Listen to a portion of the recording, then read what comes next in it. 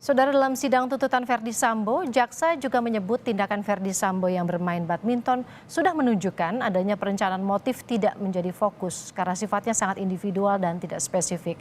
Jaksa juga menyebut ada sejumlah luka tembak yang dialami oleh Yosua.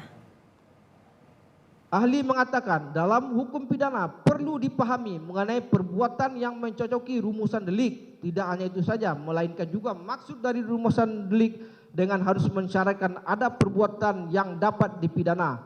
Pasal 340 KUH pidana sebagai bestandard deliknya adalah merampas nyawa. Kemudian ada unsur dualistis dalam hukum pidana yang membedakannya dengan pasal 338 KUH pidana.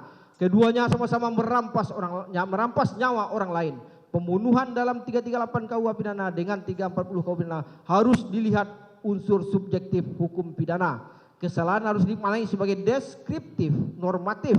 Dalam praktek pengadilan digunakan akan gampang menilai kesalahan yang dimaknai sebagai willen dan witten yang melekat pada actus reusnya.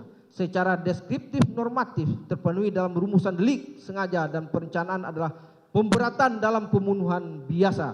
Pembunuhan yang direncanakan ada unsur sengaja dan direncanakan adalah dolus premeditatus yang menjadi syaratnya yakni memutuskan kehendak dilakukan dalam keadaan tenang dan ada waktu antara memutuskan kehendak dan pelaksanaan kehendak. Sikap batin dan pelaksanaan tidak ada interval waktu. Maksudnya berencana adalah si petindak ada interval waktu berpikir untuk melakukan maupun tidak melakukan, berbeda dengan yang dilakukan secara tiba-tiba yang dilakukan secara irasional.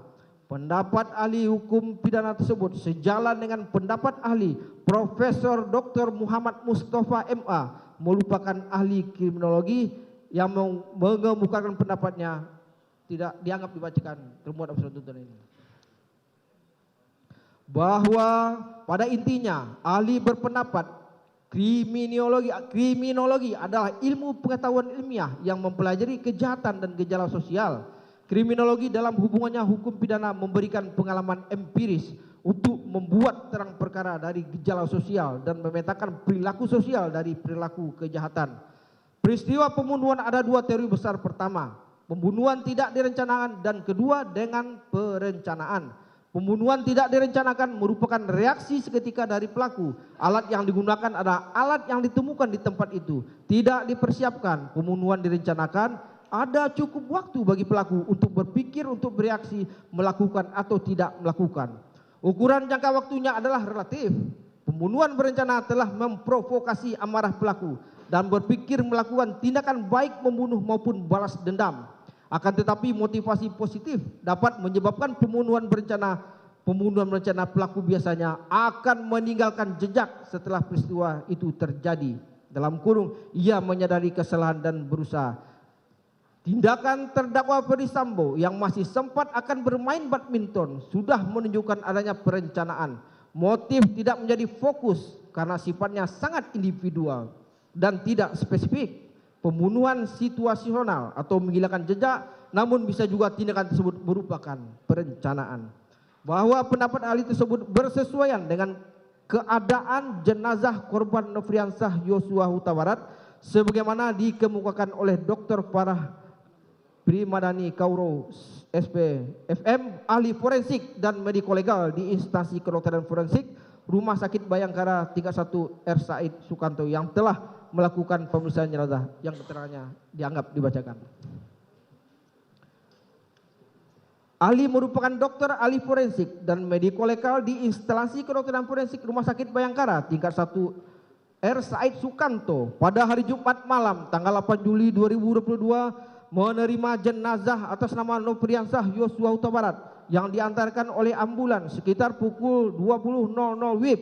Kemudian melakukan pemeriksaan dalam dan pemeriksaan luar dengan menemukan 7 buah luka tembak masuk dan 6 buah luka tembak keluar pada jenazah, yakni 7 luka tembak masuk yang terdapat di 1. Di bagian kepala bagian belakang sisi belakang. 2. Di bagian kelopak bawah mata kanan bagian luar. 3. Di bagian bibir bagian bawah sisi kiri. 4. Di bagian puncak bahu kanan. 5. Di bagian dada sisi kanan. 6. Di bagian pergelangan tangan kiri sisi kanan. 7. di bagian jari manis tangan kiri sisi dalam. Selanjutnya 6 buah luka tembak keluar yang terdapat di 1. Di bagian hidung, 2. Di bagian kelopak bawah mata kanan bagian dalam, 3. Di bagian leher sisi kanan, 4. Di bagian lengan atas kanan sisi luar, 5. Di bagian pergelangan tangan kiri sisi depan, dan 6. Di bagian jari manis tangan kiri sisi luar.